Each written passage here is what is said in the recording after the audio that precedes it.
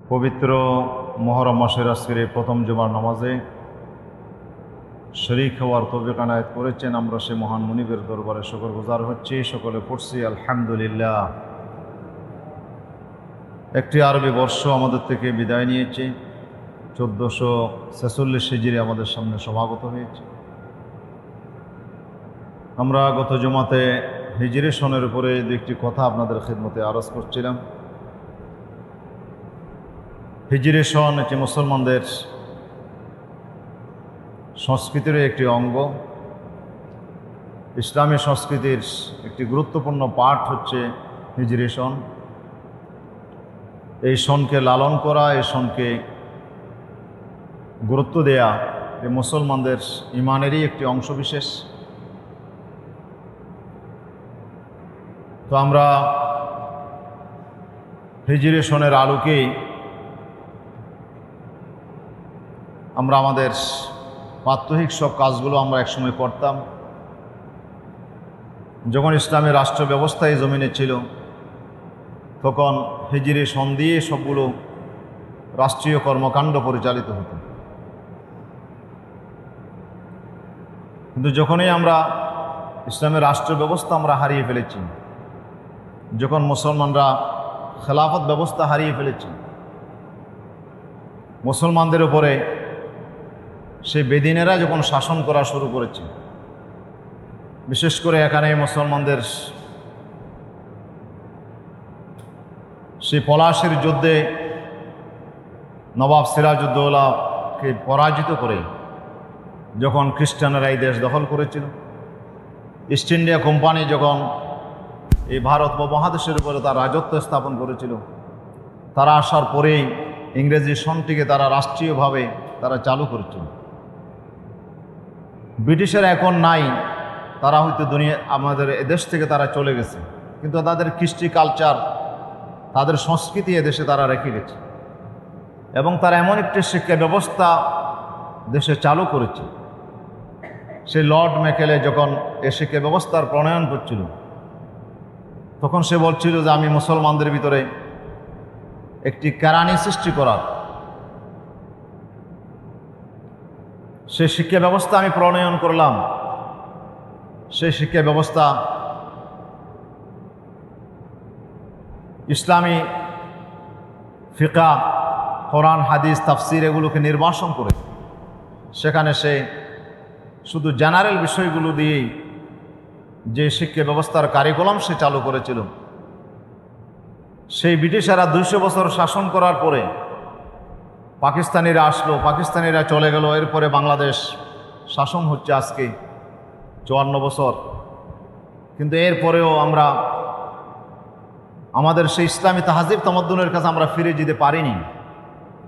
আমাদের ভিতরে একটা গোষ্ঠী এখন তৈরি হয়েছে, যারা সবখানেই শুধু ভূত দেখে, ইসলাম বললেই তারা সেখানে পাকিস্তানিদেরকে টেনে আনতে চায়। অথচ সে পাকিস্তানিরাও এদেশে ইসলামকে তারা লালন করেনি। যতটুকু তারা করেছে তাদের নিজেদের স্বার্থের জন্য করেছে। তাদের রাষ্ট্রকে টিকিয়ে রাখার জন্য যা দরকার ছিল শুধু এটুকুই করেছে। তারা ইসলামী রাষ্ট্র প্রতিষ্ঠার একটি স্লোগান দিয়ে তারা ক্ষমতায় এসেছিল। পাকিস্তানিরা কায়েদে আজম মোহাম্মদ আলী জিন্নাহ যে পাকিস্তান করছিল, তাকে যখন জিজ্ঞেস করা হয়েছিল যে আপনার কনস্টিটিউশন কি হবে, আপনি তো দেশ ভাগ করে শাসন করবেন, কিন্তু আপনার সংবিধান কি হবে, তখন সে বলছিল যে আমাদের সংবিধান তো তৈরি করাই আছে, কোরআনই আমাদের সংবিধান। এই কথা বলে পাকিস্তান এনেছিল, কিন্তু সেই পাকিস্তান আনার পরে কিন্তু ইসলামী রাষ্ট্র ব্যবস্থা সে করতে পারেনি। সৈয়দ আবুল আলা মওদুদী রহমতুল্লাহ আলাই তিনি এই কথা 1941 সালে তিনি জাতিকে বলছিল, মুসলিম লীগ ক্ষমতায় আসার পর তিনি বলছিল আপনারা দেশ শাসন করতে পারবেন, কিন্তু ইসলামী রাষ্ট্র করার জন্য সেই মানের কিছু লোক লাগে, যারা ইসলামকে নিজেরাই লালন করে, নিজেরাই পালন করে। সেই জাতের মানুষ ছাড়া ইসলামী রাষ্ট্র হবে না। সত্যি যদি তোমরা ইসলামী রাষ্ট্র কায়েম করতে চাও, তাহলে ইসলামী রাষ্ট্র কায়েম করার মতো যোগ্যতা সম্পন্ন লোক তৈরি করতে হবে। মুসলিম লীগ রাষ্ট্র আনলো বটে, কিন্তু রাষ্ট্র পরিচালনার জন্য ইসলামী রাষ্ট্র পরিচালনার জন্য যেই মানের লোক দরকার সেই মানের লোক কিন্তু মুসলিম লীগ তৈরি করে নাই। সেই কারণে ওই ব্রিটিশের কারিকুলামে তৈরি হওয়া সেই মস্তক দোলাই হওয়া মানুষগুলোই দিয়েই তারা রাষ্ট্র পরিচালনা করছিল, যার কারণে মুসলমানরা একটি আলাদা ভূখণ্ড পেয়েছিল বটে, আলাদা একটি রাষ্ট্র পেয়েছিল বটে, কিন্তু সেখানে কোরআনের শাসন তারা কায়েম করতে ব্যর্থ হয়েছে। ব্রিটিশদের সমস্ত কারিকুলামগুলোকে তারা মেনে নিয়েছে, শুধু ক্ষমতার পরিবর্তন হলো, শুধু লোকের পরিবর্তন হলো, কিন্তু গ্লাসের পরিবর্তন হয়েছে, কিন্তু পানির পরিবর্তন হয় নাই। যে মদ আগে পান করা হতো গ্লাসে রেখে, একই মদ তারা পান করলো, শুধু গ্লাসটা পরিবর্তন হলো। প্রিয় উপস্থিতি, যার কারণে পাকিস্তানের আপনার এই দীর্ঘ শাসনে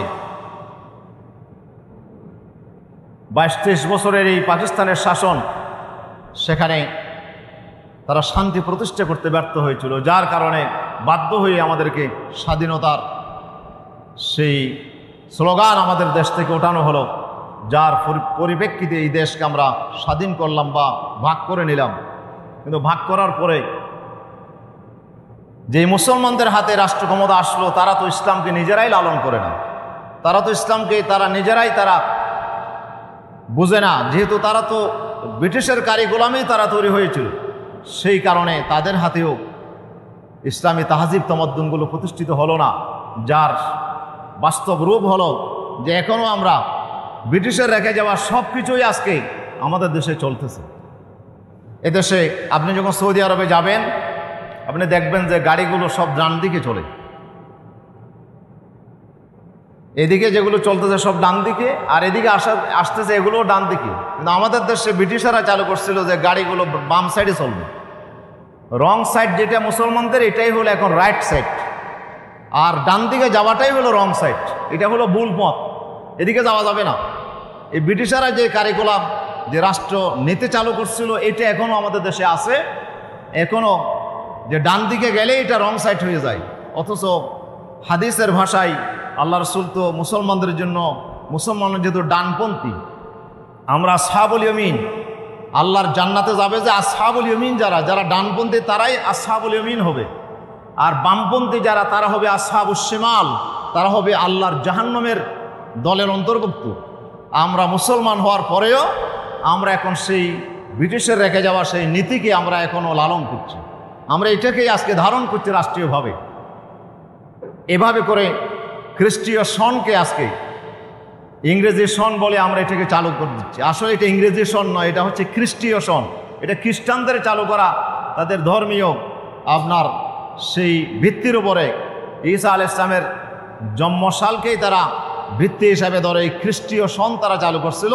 এটাকে পরবর্তীতে ব্রিটিশরা ইংরেজি সন বলে আমাদের দেশে চালু করেছে, আর এটাকে এখন আমরা রাষ্ট্রীয়ভাবে লালন করছি। আর লালন করতে করতে এমন এক অবস্থায় এসেছি, এখন মুসলমানের ছেলের কাছে ইংরেজি সন, ইংরেজি হিসাব এটাই আমরা জানি, কিন্তু হিজরি সনটা আমরা একেবারে বেমালুম আমরা ভুলে গেছি। আমরা আরবি মাসের তারিখ পর্যন্ত আমরা মুসলমান জানি না, অথচ এটা ছিল আমাদের ইমানের অংশ। আজকে এভাবে করে মুসলমানদের সব কিছুই আজকে আমরা হারিয়েছি। আমাদের দেশের শিক্ষা ব্যবস্থায় যেখানে 80% সন্তান যেই স্কুল, কলেজ, ইউনিভার্সিটিতে লেখাপড়া করে, সেখানে এখনও পর্যন্ত আমরা কোরআনটা আমরা চালু করতে পারি না। এখানে বাংলা পড়ানো হয়, ইংরেজি পড়ানো হয়, ভূগোল পড়ানো হয়, ইতিহাস পড়ানো হয়, কত কিছু পড়ানো হয়, কিন্তু সেখানে আমরা পড়ার জন্য যে কিতাবটা আল্লাহ নাজিল করছিল সেই কোরআনটা এখন আমরা ঢুকাইতে পারিনি। আমাদের দেশের প্রাইমারিতে কোরআন শিক্ষা দেওয়া হয় না। কি এক আজব অবস্থায় আমরা উপনীত হয়েছি। অথচ আমরা সব মুসলমান, আমরা সবাই মুসলমান, কিন্তু আমরা মুসলমান হওয়ার পরেও আমরা আমাদের নিজেদের সন্তানটাকে আমরা কোরআন শিখাইতে পারছি না। এবং আরও দুঃখের কথা, এই কোরআনটা শেখানোর জন্য যে মক্তব ব্যবস্থা ছিল, প্রত্যেকটা মসজিদের পাশে একটা মক্তব ছিল, আজকে সেটাও তুলে দেওয়া হয়েছে। এই যে আপনার কেজি স্কুলের সিস্টেম, কিন্ডার গার্ডেন ব্যবস্থা যখন আসলো, এখন শিক্ষাটা পণ্য হয়ে গেল। এত কিছু বই সেখানে চাপিয়ে দেওয়া হলো, ভালো শিক্ষার নামে একটা ব্যবসা খোলা হলো, আর সেই ব্যবসায় আপনার লাভ করার জন্য তারা যেই নিয়ম নীতি চালু করছিল, যার কারণে এখন আমার সন্তানটা কতগুলো বই পড়বে, এত বই কেমনে পড়বে এবং সেখানে A+ পাইতে হবে, ভালো গ্রেড পাইতে হবে। এই জন্য এখন আমরা সন্তানের উপর প্রেশার দিতে দিতে মক্তবে আসা বন্ধ করেছি। মক্তবে এখন ছাত্র পাওয়া যায় না, যার কারণে আপনার সিংহভাগ মক্তবগুলো আজকে বাংলাদেশে বন্ধ হয়ে গেছে। মসজিদের পাশে আর মক্তব নাই, কোরআন শিক্ষার কোনো ব্যবস্থা আজকে নাই। আজকে আমার আপনার সন্তানগুলো নামাজ শেখার সুযোগ পাচ্ছে না, কোরআন শেখার সুযোগ পাচ্ছে না। এটা স্কুলেও নাই, মক্তবেও নাই। আজকে সন্তানটা বড় হচ্ছে, সে কিছুই জানে না, তো সে কীভাবে বড় হয়ে নামাজ পড়বে? আমরা বলছি যে সে তো নামাজ কীভাবে পড়বে? সে তো নামাজ শিখেই নাই নামাজ পড়ার জন্য। প্রিয় উপস্থিতি, আর শিক্ষার ব্যবস্থাটা আমরা করতে পারি না। এটা জাতিগতভাবে আজকে আমরা ব্যর্থতার পরিচয় দিচ্ছি। এটাই হচ্ছে আজকের বাংলাদেশের অবস্থা, যে আমরা শিক্ষা ব্যবস্থা ব্রিটিশেরা যেটা চালু করছিল এটা এখন আমরা চালু রেখেছি। এখন আমরা মাদ্রাসায় যে সামান্য দিনই শিক্ষা ব্যবস্থা ছিল, এটাকেও আমরা শিক্ষার উন্নয়নের নামে এত কিছু জেনারেল বিষয় আমরা সেখানে ঢুকাইতে 100-200 নম্বর 300 নম্বর মাত্র আরবি আছে, আর বাকি সবগুলো এখন জেনারেল বিষয়ে পরিণত হয়েছে। সেই মাদ্রাসাগুলো আজকে মাদ্রাসা না, এগুলো এখন স্কুলে পরিণত হয়েছে।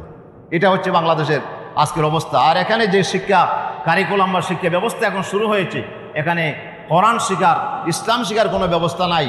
সৃজনশীল পদ্ধতি চালু হয়েছে, এখন আবার নতুন কারিকুলাম আসছে। এখানে আসলে যে সিলেবাসগুলো হয়েছে, এখানে ইসলামকে জানার মতো পরিপূর্ণভাবে এই সুযোগটা আজকে নাই। প্রিয় উপস্থিতি, তাহলে ব্রিটিশে রেখে যাওয়া সব কারিকুলামগুলো আজকে চলতেছে। ইমরান খানের উপর আল্লাহ রহম করুন, উনি এসে একটি ভালো কাজ করেছিলেন পাকিস্তানে এসে। সে কাজটা হচ্ছে, ব্রিটিশেরা কারিকুলাম দিয়েছে, ঠিক আছে চলতেছে, কিন্তু উনি এসে একটা কাজ করেছেন যে ক্লাস 1 থেকে ডিগ্রি পর্যন্ত কোরআন শিক্ষাকে তিনি বাধ্যতামূলক করেছেন। ক্লাস 1 থেকে ডিগ্রি পর্যন্ত যেই ছাত্রছাত্রী যেই পড়বে তাকে অবশ্যই কোরআন শরীফ পড়তে হবে, কোরআন শিখতে হবে, কোরআনের অনুবাদ জানতে হবে। এই শিক্ষা ব্যবস্থায় পরিবর্তনটা ইমরান খান আনছিল, যার কারণে সেই আপনার ইমরান খানের বিরুদ্ধে আন্তর্জাতিক ষড়যন্ত্র শুরু হয়ে গেল।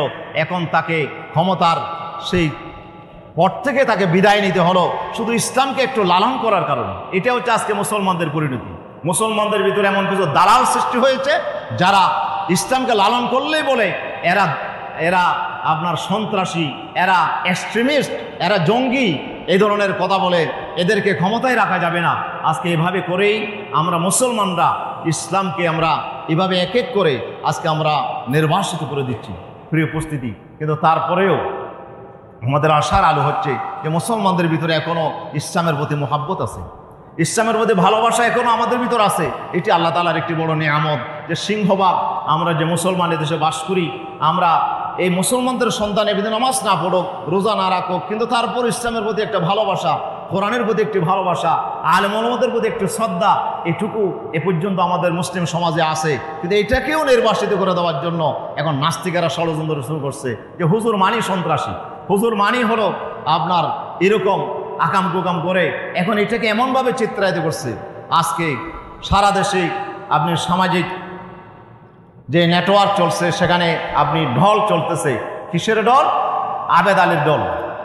শুধু আবেদ আলী স্যার, আর কিছু নাই আমাদের সামাজিক মিডিয়াগুলোতে। এখন এটা ফেভারও এটা দখল করে নিচ্ছে। আবেদ আলীর দোষ কি? যে আবেদ আলী নামাজ পড়ে, আবেদ আলী মাথায় টুপি আছে, আবেদ আলীর মুখে দাড়ি আছে, উনি কেমনে এই কাজ করলেন? এইটা নিয়ে গোটা বাংলাদেশ এখন তোলপাড় হয়েছে। অথচ আবেদ আলী হচ্ছে একটা গাড়ির ড্রাইভার। তো গাড়ির ড্রাইভার যদি কোটি কোটি টাকার মালিক হয়, দুর্নীতি করে, বলছে এখন 50 কোটি টাকার সে মালিক। এখন ড্রাইভার যদি অবস্থা হয়, তাহলে ড্রাইভারের যিনি চেয়ারম্যান ছিল, ওনার যিনি বস ছিল, উনি এই বস ছাড়া তো উনি প্রশ্ন ফাঁস করতে পারে না। প্রশ্ন কি আবেদ আলী তৈরি করছে? প্রশ্ন কি ওনার কাস্টডিতে ছিল? উনি কি আসলে সব কিছুর জন্য দায়ী? কিন্তু সব দায় দায়িত্ব ওনার কেন? যেহেতু ওনার মুখে দাঁড়িয়ে আছে, আর বাকিদের মুখে তো দাঁড়িয়ে নাই, বাকিদের মাথায় তো টুপি নেই, ওনারা তো নামাজ দোয়া পড়ে না। হ্যাঁ, ওনাদের জন্য এটা স্বাভাবিক। ওনারা কোটি কোটি টাকার দুর্নীতি করলেও কোনো সমস্যা নাই। কিন্তু আবেদ আলীর দোষ হলো উনি মাথায় টুপি দিয়ে মুখে দাঁড়িয়ে রেখে নামাজ দোয়া পড়ে, উনি কেমনে এই কাজ করলো? এখন এটা নিয়ে সারা বাংলাদেশ তোলপাড় হচ্ছে। সমস্ত দায় দায়িত্ব এখন দোষটা চাপাই দেওয়া হলো আবেদ আলীর উপরে। অথচ আবেদ আলী 50 কোটি টাকার মালিক হলেও কিন্তু সেই আবেদ আলীর যারা হর্তাকর্তা, ওনার যারা গাইডার, ওনার যারা আপনার বস ছিল, তারা আজকে কত হাজার কোটি টাকার মালিক। এটা কি আজকে আমাদের মিডিয়াগুলোতে আসছে? অথচ দুর্নীতি তো তারাই করেছে। এই বসগুলোকে আজকে ওদেরকে আড়ালে রেখে এখন সমস্ত দোষগুলো চাপাই দেওয়া হচ্ছে আবেদ আলীর উপরে। তো এখন আমাদের ভিতরে একটা শ্রেণী তৈরি হয়েছে, তারা বলছে, উনি বলছে আমি এমনি কিছু করলেও কিন্তু সব দান সৎকা তো আমি কম করি নাই, মসজিদ মাদ্রাসায় আমি যা দেওয়ার সব দিয়েছি। এখন আমাদের ভিতরে একটা গ্রুপ তৈরি হয়েছে, অসুবিধা নাই। এক হুজুর ফতোয়া দিয়েছে কি, যে নামাজটা ঠিক হইলেই জান্নাতে যাওয়ার জন্য আর কোনো সমস্যা নাই, নামাজ ঠিক জান্নাতের দরজা খোলা, বাকি সব আল্লাহ মাফ করে দেবেন। তো উনি বলছে ঠিক আছে, আমি তো নামাজটা ঠিক রাখছি, বাকি চুরি করছি, দুর্নীতি করছি, যা করি না কেন এগুলোও তো আল্লাহ মাফ করে দেবেন, যেহেতু আমি তো নামাজ পড়ি। এই একটা ভুল শিক্ষা আমাদের সমাজের ভিতরে তৈরি হয়েছে, নামাজ পড়লে সব মাফ। কিন্তু নামাজ পড়লে যে মাফ হবে, কখন মাফ হবে? নামাজটা তো হতে হবে আগে। নামাজ হইলে না সব মাফ হবে, কিন্তু নামাজ হয়েছে কিনা এটা কি আপনি চিন্তা করছেন? আল্লাহ রাসূল বলেছেন, ক্বালান নবী সাল্লাল্লাহু আলাইহি ওয়াসাল্লাম, ইন্না আউওয়ালা মা ইউহাসাবু বিহি মিনাল আবদি ইয়াউমাল কিয়ামাতি সালাতুহু। কিয়ামতের দিন একজন বান্দার প্রথম হিসাব নেওয়া হবে নামাজের। ইন সলুহাত ফাকাদ আফলাহা। আল্লাহ রাসূল বলছেন, নামাজটা যদি ঠিক হয়, নামাজ যদি তার সব কর্মকাণ্ডকে পরিশুদ্ধ করে, তাহলে সে কামিয়াব হয়ে গেল। ফাকাদ আনজাহা, সে কামিয়াব হয়ে গেল। আফলাহা, সে সফল কাম হয়ে গেল। আর ওই ফাসাদাত, আর যদি নামাজটা যদি তার নষ্ট হয়ে গেল, তাহলে ফাকাদ খাবা ওয়া খাসিরা, সে বড় ব্যর্থ হয়ে গেল। তার কিছুই আর আল্লাহ তাআলা তার অন্যান্য আমলগুলোকে আল্লাহ দেখবেন না, আগে প্রথম দেখবেন নামাজটাকে। তো নামাজটাকে এত গুরুত্ব দেওয়া হলো কেন? যেহেতু নামাজটা এমন একটা আমল, এই আমলটা যদি বান্দা যথার্থভাবে করে, তাহলে সে আর গুনাতে যাইতে পারে না, সে আর ভালো কাজ না করে পারে না, সে ইসলামকে লালন না করে পারে না। নামাজটাই এমন একটি ইবাদত, আল্লাহ তাআলা নামাজের আলোচনা করতে গিয়ে বলেছেন, ওয়া আকিমিস সালাহ ইন্নাস সালাতা তানহা আনিল ফাহশাই ওয়াল মুনকার ওয়া লাযিকরুল্লাহি আকবার ওয়াল্লাহু ইয়ালামু মা তাসনাউন। আল্লাহ তাআলা বলছেন সূরা আনকাবুতের 21 নম্বর পারার প্রথম আয়াত, উতুলু মা উহিয়া ইলাইকা মিনাল কিতাবি ওয়া আকিমিস সালাত। হে রাসূল, আপনার প্রতি যে কিতাব ওহী করা হয়েছে এটা আপনি তেলাওয়াত করুন। ওয়া আকিমিস সালাত, নামাজ কায়েম করুন। কেন নামাজ কেন কায়েম করবেন? নামাজের প্রতি এত জোর দেওয়া হলো কেন?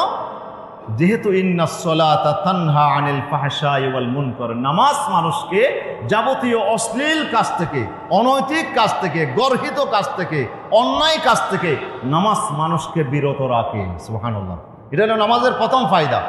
নামাজ যদি আপনি সত্যিই নামাজ পড়েন, তাহলে আপনার ভিতরে অন্যায়, অপকর্ম, গর্হিত কাজ আপনার ভিতরে থাকতে পারে না। নামাজটা হচ্ছে একটা ফিল্টার। এই ফিল্টার যখন আপনি লাগাবেন, সেই ফিল্টার লাগাইলে পরে পানি আর আপনার বিদূষিত আপনার থাকতে পারে না, পানি আবার এটা জার্ম থাকতে পারে না। সমস্ত জার্ম থেকে আপনার পানিকে ফিল্টারের মাধ্যমে এটাকে পরিশুদ্ধ করা হবে। নামাজ হবে একজন ব্যক্তির ফিল্টার। এই ফিল্টার লাগাইলে পরে এই ব্যক্তির ভিতরে আর অন্যায় থাকতে পারে না, এই ব্যক্তির ভিতরে আর গর্হিত কাজ থাকতে পারে না, এই ব্যক্তির ভিতরে আপনার অন্যায়, অপকর্ম, আপনার সেই পাপ কাজ এগুলো সে করতে পারে না। আর সবচেয়ে বড় লাভ হলো নামাজের কি? ওয়ালা যিকরুল্লাহি আকবার, আল্লাহর জিকিরই হচ্ছে সবচেয়ে বড়। নামাজ বান্দার অন্তরের ভিতরে আল্লাহর জিকিরকে বদ্ধমূল করে দেয়। সুবহানাল্লাহ, আল্লাহর স্মরণকে বদ্ধমূল করে দেয়, আল্লাহকে ভুলে যেতে দেয় না। এটা হলো নামাজের ফায়দা। রোজা তো আসে 1 বছর পরে একবার, যাকাত আসে 1 বছর পরে একবার, হজ আসে জীবনে একবার, কিন্তু নামাজটা এমনভাবে আল্লাহ ফরজ করেছেন, ইন্নাস সালাতা কানাত আলাল মুমিনিনা কিতাবাম মাওকুতা। একজন মানুষের দৈনন্দিন কাজের একটি অংশ হিসেবে আল্লাহ নামাজকে নির্ধারিত করেছেন, এবং এটাকে একটি সময়ের সাথে আল্লাহ তাআলা ফ্রেম বন্দি করেছেন নামাজকে। একটা সময় যে ঘুম থেকে ওঠার সাথে সাথেই আপনাকে নামাজ পড়তে হবে, ফজরের নামাজ। এরপরে কাজে নামেন, কাজ করার ফাঁকে আপনি আল্লাহকে ভুলে যেতে পারবেন না। জোহরের সময় হয়েছে, আপনি 1 প্রহর চলে গেছে, আর 1 প্রহর শুরু হয়েছে, আপনি নামাজ পড়েন। সুবহানাল্লাহ, আল্লাহকে স্মরণ করেন। এরপরে আপনি রেস্ট নিলেন বা আপনি কাজে নামলেন, এরপরে আপনার সূর্য ডোবার আগে হয়তো আপনি কাজের ফাঁকে আল্লাহকে ভুলে যেতে পারেন। আল্লাহ বলেন না, আসরের নামাজটা পড়ে নাও, আল্লাহকে স্মরণ করে নাও। নামাজের মাধ্যমে আল্লাহকে স্মরণ করতে হবে। সূর্য ডুবে গেল, রাত শুরু হয়ে গেল, আল্লাহ বলছে রাতের শুরুতে মাগরিবের নামাজ পড়ে তুমি আল্লাহকে স্মরণ করো, সুবহানাল্লাহ। এরপরে কাজটা শেষ করে খাওয়া দাওয়া করে তুমি যখন ঘুমাতে যাবে, ঘুমানোর আগে তুমি আবার আল্লাহকে স্মরণ করে এশার নামাজ পড়েই তুমি রাতে ঘুমাও, সুবহানাল্লাহ। তাহলে ঘুম থেকে উঠে আবার ঘুম যাওয়া পর্যন্ত মাঝখানের পুরো সময়টাই আল্লাহ তাআলা আল্লাহকে ভুলে যেতে দেয় নাই। নামাজটাকে এমন একটা সময় দিয়ে আল্লাহ তাআলা ফরজ করেছেন, একজন মুসলিম বান্দা যখন নামাজ পড়ে সে কখনো আল্লাহকে ভুলে যেতে পারে না। তার প্রত্যেকটা কর্মকাণ্ডের ভিতরে সে যে আল্লাহর গোলাম এই কথা তার স্মরণ থাকে। সে চিন্তা করে আমি তো স্বাধীন নয়, আমি তো যেমন ইচ্ছা তেমন কাজ করতে পারবো না, আমি যেমন ইচ্ছা তেমন বলতে পারবো না, আমি যেমন ইচ্ছা তেমন বক্তৃতা দিতে পারবো না, আমি যেমন ইচ্ছা তেমন লিখতে পারবো না, আমি যেমন ইচ্ছা তেমন মাথায় চিন্তা করতে পারবো না। আমার সমস্ত চিন্তা, কর্ম, লেখা, বক্তব্য, কাজ যত আছে সবটা তো একজন গোলাম হিসেবে করতে হবে। আমি কার গোলাম? আমি কোনো মানুষের গোলাম নয়, কোনো নেতার গোলাম নয়, কোনো জাতির গোলাম নয়। আমার একমাত্র গোলাম হচ্ছে আমি ওই মহান সত্তা, যিনি আকাশ আর জমিনের মালিক, যিনি বিশাল এই সৃষ্টি জগতের যিনি মালিক, সে আল্লাহই আমার মালিক, উনি আমার মাবুদ, উনি আমার একমাত্র আপনার সার্বভৌম ক্ষমতার মালিক, আমি তার গোলাম। সুতরাং সে আল্লাহর ইচ্ছার বাইরে কোনো কাজ তো আমি করতে পারি না, সুবহানাল্লাহ। নামাজ বান্দার ভিতরে, নামাজ দুটি কাজ করে। একটি কাজ হচ্ছে বান্দাকে আল্লাহর কথা ভুলে যেতে দেয় না, গাফেল হতে দেয় না। সব সময় নামাজ বান্দার ভিতরে আল্লাহর গোলামিয়তের কথা তার ভিতর স্মরণ রেখে দেয় এবং তাকে আল্লাহর কথা মতো চলতে তাকে বাধ্য করে, আল্লাহর আদেশ মতো চলতে বাধ্য করে। আর আল্লাহ যত কাজ করতে নিষেধ করেছেন সেখান থেকে নামাজ তাকে বিরত রাখে। এই জন্য নামাজকে আল্লাহ তাআলা একজন বান্দার উপরে, মুসলমানের উপর আল্লাহ ফরজ করে দিয়েছেন। এটা কোনো অবস্থাতেই মাফ নাই। হয়তো আপনি পাগল হয়ে যাবেন, হুঁশ জ্ঞান কিছু নাই, আপনি বেহুঁশ হয়ে গেছেন, অথবা আপনি ঘুমন্ত, এইটুকু ছাড়া, অথবা নাবালেগ, এই তিন অবস্থা ছাড়া আপনার নামাজ কোনো অবস্থায় মাফ নাই। নামাজ আপনাকে পড়তেই হবে। নামাজ আপনাকে পড়তে, আপনি সমুদ্রে ডুবে যাচ্ছেন, এই অবস্থায় আপনি সমুদ্রে ভাসতেছেন, নামাজের সময় হয়ে গেছে, তখন আপনি কি করবেন? আপনি তো ডুবে যাচ্ছেন, এই অবস্থায় কি নামাজ পড়তে হবে? কিতাবের মাসালা, হ্যাঁ নামাজ পড়তে হবে। কিভাবে পড়বেন? যে সেখানে আপনি নিয়ত করেন যে আমি নামাজ পড়তে, যে আপনি ইচ্ছা করেন নামাজের, আপনি ইশারা করে আপনি নামাজগুলো আদায় করেন। এই সমুদ্রের ডুবন্ত অবস্থায়ও আপনাকে নামাজ পড়তে হবে, যেহেতু আপনার এখনো জীবন আছে, এখন আপনার হায়াত আছে, এখন আপনার কোরআন আছে। এই নামাজটাকে কোনোভাবেই মাফ করা হয় নাই। কেন? নামাজ হচ্ছে ফিল্টার। তাহলে ফিল্টারে যদি কাজ করে তাহলে বোঝা যাবে যে ফিল্টার ঠিক আছে। আর যদি ফিল্টারে দেওয়ার পরও যদি পানি বিশুদ্ধ না হয় তাহলে বুঝতে হবে যে ফিল্টার নষ্ট হয়ে গেছে, এটা কাজের বাইরে চলে গেছে, এটা শেষ, এটার মেয়াদ শেষ। সুতরাং এই ফিল্টার দিয়ে আর কাজ হবে না। ফিল্টার তো লাগাইলেন বটে, কিন্তু যদি পানি বিশুদ্ধ না হয় তাহলে তো এটা অশুদ্ধ। তো অশুদ্ধ ফিল্টার লাগাইছে বলেই কি এটা ফিল্টারের দোষ হবে? নাকি যিনি লাগাইছে তার দোষ হবে? তাকে তো দেখতে হইতো ফিল্টারটা কীরকম আছে। এখন সব দোষ আপনি আবেদ আলীর উপর দিলেন কেন?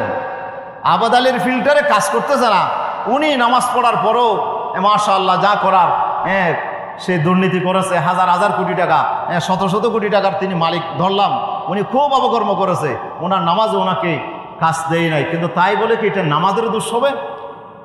যেহেতু নামাজের দোষ না, উনি ফিল্টারটা যথাযথভাবে উনি লাগাইতে পারে নাই, ফিল্টারটা উনি তৈরি করতে পারে নাই, ফিল্টারটা ওনার ভিতর তিনি ফিট করতে পারে নাই। ওনার নামাজটাই আসলে উনি মনে করছে আমার নামাজ সব ঠিক আছে। না না, ওনার নামাজ তো ঠিক নাই। উনি এত অপকর্ম করার পরও নামাজ ঠিক আছে? রাসূল সাল্লাল্লাহু আলাইহি সাল্লামের কাছে এক লোক সম্পর্কে আপনার অভিযোগ আসলো, ইয়া রাসূলুল্লাহ ফুলানুন ইউসাল্লি বিল্লাইলি ওয়া হুয়া ইয়াসরিকু। হুজুর ফলানা রাতের বেলায় চুরিও করে, আবার তাহাজ্জুদও পড়ে, হাসত তো পরে আবার নামাজ দোয়া আপনি একেবারে বাদ নাই ইয়া রাসূলুল্লাহ। হুজুর রাতের বেলায় উঠে চুরি করে এসে আবার তাহাজ্জুদ পড়ে, নামাজ পড়ে। হুজুর এখন আমরা কি করব? হুজুর বলছেন দাহু ইউসাল্লি, তোমরা তাকে নামাজ পড়তে দাও। আসা আন তানহাহু সালাতুহু আনিল ফাহশাই ওয়াল মুনকার, অচিরেই নামাজ তাকে এই অপকর্ম থেকে ফিরিয়ে রাখবে। চরিত্রটা এত সহজে পরিবর্তন হয় না, চরিত্রের পরিবর্তনটা সহজে হয় না। এই কারণে আল্লাহ তাআলা মদকে আল্লাহ একদিনে নিষেধ করে হারাম করে দেয় নাই। মদ নিষেধের জন্য আল্লাহ একটা সময় নিয়েছে, 4টা স্টেপ আল্লাহ তাআলা গ্রহণ করেছে কোরআন শরীফে। প্রথমে বলছিল যে মদ, আল্লাহ বলছে ওয়া মিনান নাখিলি তাত্তাখিযুনা মিনহু সাকারা ওয়া রিজকান হাসানা। আল্লাহ তো খেজুর দিলেন, আঙ্গুর দিলেন, কিন্তু সেটাকে তোমরা এত সুস্বাদু খাবারকে কেন ফসাইয়া গলাইয়া খাও কেন? কেউ ভালো অবস্থায় খায়, আবার কেউ ফসাইয়া গলাইয়া দুর্গন্ধ করে মদ হিসাবে খায়। আল্লাহ বলছে এটা কেন? এটা হলো প্রথম আয়াত। তখন কিছু মানুষ চিন্তা করতেছে আল্লাহ তো আঙ্গুর দিলেন, খেজুর দিলেন, ফ্রুট দিলেন, এটা ভালো সুস্বাদু খাবার, এটাকে ফসাইয়া গলাইয়া দুর্গন্ধ করে খাবো কেন? এটাকে ভালো অবস্থায় রেখে খায়। কিছু লোক মদ ছেড়ে দিল।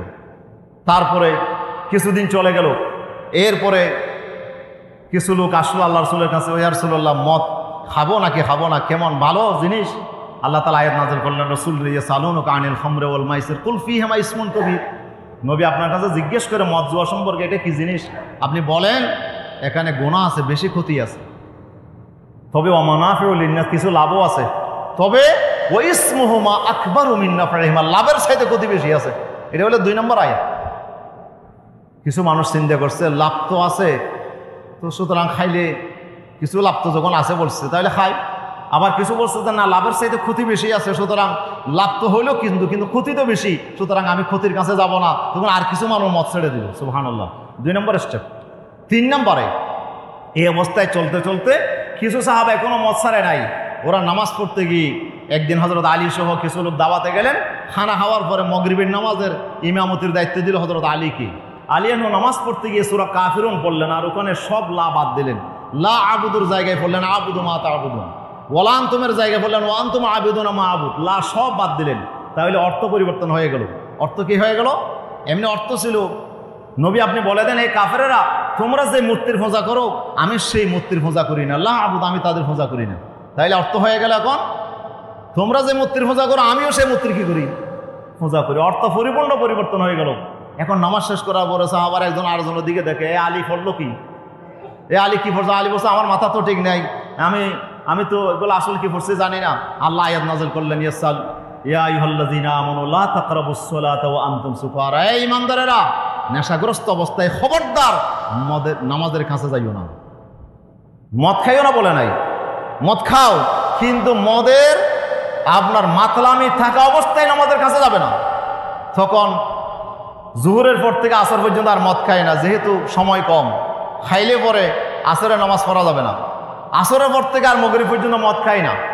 এই সময়ের ভিতরে মদ খাওয়া যায়, তবে খাই 2 সময়ে, ফজরের পর থেকে জোহরের ভিতরে এইটা লম্বা সময়, আর একটা হইল এশার পরে ফজর পর্যন্ত লম্বা সময়। এই 2 সময়ে মদ খাইলেও আর বাকি সময়গুলোতে মদ খাওয়া শেষ, নিষেধ।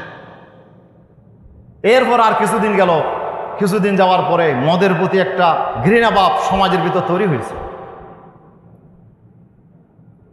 এক দাওয়াতে গিয়ে সাহাবীরা মদ খেয়ে একজন আরেকজনকে আপনার একটু বিতর্কের এক পর্যায়ে গিয়ে মারামারি শুরু। ওমর বলতেছে, ইয়া রাসূলুল্লাহ আপনি আমাদের জন্য মদের ব্যাপারে একটা নির্দেশ আমাদেরকে দেন না, এখন তো বেশি অঘটন করতেছে। তিনি আল্লাহর কাছে দোয়া করলেন, আল্লাহুম্মা বাইয়্যিন লানা ফিল খামরি বায়ানুন শাফি, আল্লাহ তুমি আমাদের জন্য সুস্পষ্ট বিধান দাও না মদের ব্যাপারে। আল্লাহর সাথে সাথে আয়াত নাযিল করলেন, ইয়া আইয়ুহাল্লাযীনা আমানু ইন্নামাল খামরু ওয়াল মাইসিরু ওয়াল আনসাবু ওয়াল আজলাম রিজসুম মিন আমালিশ শাইতান, এই ঈমানদারেরা মদ, জুয়া, মূর্তি পূজা, এরপরে ভাগ্য গণনা করা, এই 4টা কাজ অপবিত্র, এটা শয়তানের কাজ, এর কাছে যাবে না। আল্লাহ তাআলা নিষেধ করে দিলেন। 4টি পর্যায়ে আল্লাহ তাআলা নিলেন। কেন? মদের প্রতি মানুষের আসক্তি বেশি। এটা একদিনে নিষেধ করলে মানুষ পালন করতে পারবে না, আস্তে আস্তে ক্রমান্বয়ে ছাড়তে হবে। যে ধূমপানে আসক্ত থাকে, যদি বলেন যে ধূমপান খুব খারাপ জিনিস, আমি যদি এখানে হারাম বলে ফতোয়াও দিই, কালকে থেকে কি ধূমপান বন্ধ হয়ে যাবে? হুজুরের কথা হুজুরে বলছে আর কি, কিন্তু আমাদের কাজ তো আমাদেরকে করতে হবে। এমন আসক্ত, ইফতার করার সময় আমাদের দেশে অনেকেই খেজুর খেয়ে বা পানি খেয়ে ইফতার করে তারপরে সিগারেট ধরা শুরু করে। বলে এতক্ষণ আপনি থাকলেন, রমজানের রোজা রাখলেন, এতক্ষণ থাকতে পারলেন, এখন নামাজের আগে আগে শুরু করলেন। বলে যে মানতেছে না মন, যে আমি তো থাকতে পারতেছি না, সিগারেট না খাইলে তো নামাজ ঠিক হবে না। এখন এই কঠিন অবস্থা, ধূমপানটা এত বেশি আসক্ত হয়ে পড়েছি। কিছু হুজুরেরা জানে জর্দা খাওয়া হারাম, এরপরও জর্দা খায়। এদিন কয়েকজন হুজুরকে বললাম, আপনারা জর্দা খান কেন ইমামতি করেন? হুজুর অভ্যাস হয়ে গেছে, এখন ছাড়তে পারতেছি না, মজা লাগে না। মজার জন্য খান ভালো করে। ডাইরেক্ট জর্দা খেয়ে ওরা ফুরাইয়া খাচ্ছে আর আপনি ডাইরেক্ট খাচ্ছেন।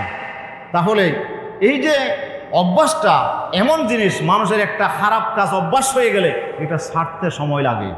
আল্লাহ রাসূল বললেন যে ইজা সামি'তু মান জাবালিন যালা আন মাকানিহি ফাআজ্জিলুহু, একটা পাহাড় সম্পর্কে যদি শোনো এক জায়গা থেকে আরেক জায়গায় সরে গেছে, সম্ভব বিশ্বাস করতে পারো না।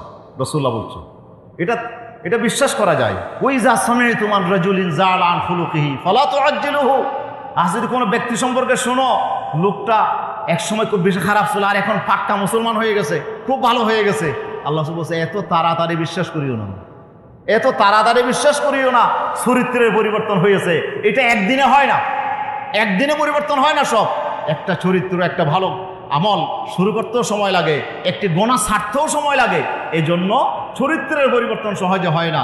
আমাদের দেশে কিছু মানুষ আছে, আমাদের এক প্রিন্সিপাল বলতেন যে কিছু মানুষ নমাজ পড়ে যে খফের নমাজ, মানে খপ হয়ে গেছে, খপ মানে অভ্যস্ত হয়ে গেছে।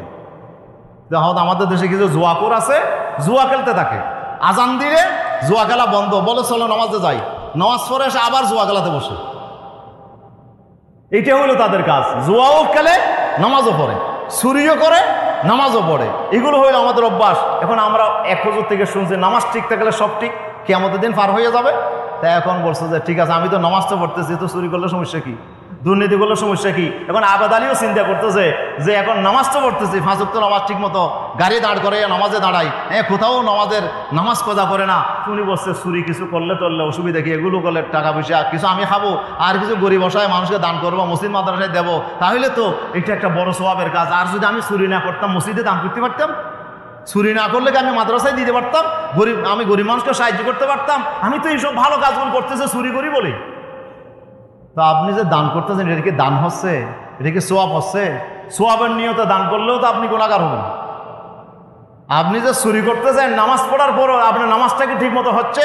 আবেদ আলী নামাজ পড়ছে ঠিক আছে, কিন্তু ওনার নামাজটা তো যথাযথ হয় নাই। কারেন্ট আপনি দিয়েছেন, ফ্লাগ দিয়ে কারেন্ট আপনি মোবাইল চার্জ দিয়েছেন, কিন্তু 1 ঘন্টা পরে দেখেন যে একটা সামান্য চার্জও হয় না। কিরে মোবাইল চার্জ হয় না কেন?